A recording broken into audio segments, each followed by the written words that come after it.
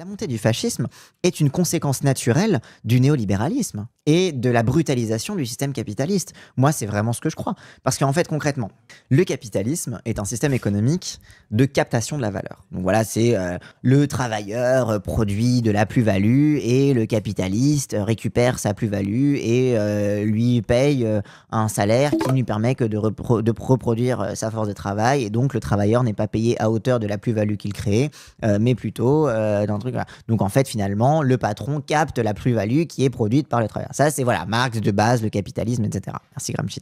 Donc en fait, ça fait que le capitalisme est un système de pénurie artificielle. Pourquoi ?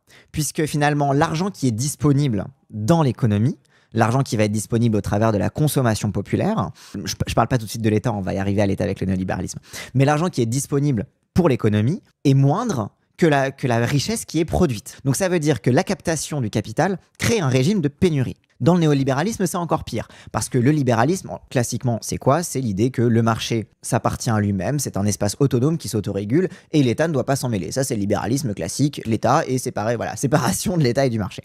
Le néolibéralisme, c'est une forme d'intervention de l'État vis-à-vis du marché.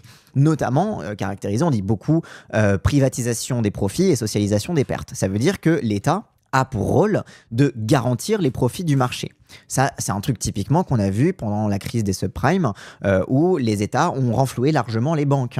Alors que les banques étaient en faillite, les États ont foutu de la thune pour les sauver, par exemple. Merci Miochem. En fait, l'État, dans le néolibéralisme, et le CICE aussi, le crédit d'impôt compétitivité emploi, qui crée un manque à gagner immense pour l'État et pour les finances publiques, en faisant un crédit d'impôt, donc en fait en allégeant les impôts des grandes entreprises, pour que, en échange, éventuellement, les entreprises fassent de l'emploi, etc. Ça n'existe pas, il n'y a aucun emploi qui a été créé grâce au CICE. Donc le néolibéralisme, en fait, c'est une brutalisation du libéralisme, dans le sens où l'État a un rôle clé dans l'imposition du régime de pénurie. C'est-à-dire que ce régime de pénurie du capitalisme est désormais verrouillé par la puissance de l'État. El famoso privatisation de l'exploitation du réseau ferré, mais l'entretien... typiquement, voilà, exactement.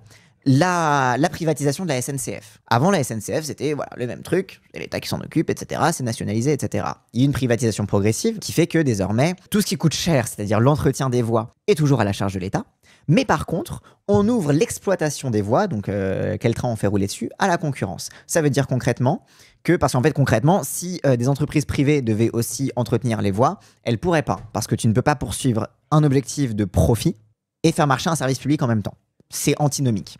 Un service public, le principe c'est qu'il n'y a pas de profit parce que précisément, tu mets toutes les ressources à disposition du bien commun et du bon fonctionnement commun. C'est pour ça qu'un service public n'est pas un système de pénurie, puisque toutes les ressources sont utilisées dans l'idéal à l'équilibre pour permettre un service, un bien, etc., pour permettre l'accès à une richesse quelle qu'elle soit. Et là, en l'occurrence, la richesse, c'est un droit qui est le droit à la mobilité, par exemple. Donc voilà, ça c'est un service public, il n'y a pas de pénurie, puisque toute la valeur est maximisée.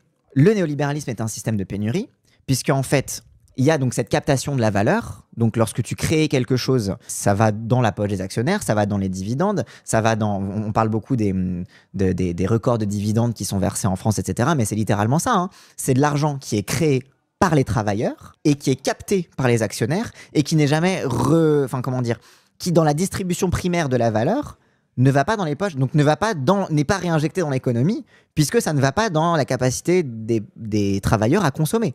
Donc, et c'est la consommation qui drive l'économie principalement. C'est la consommation populaire.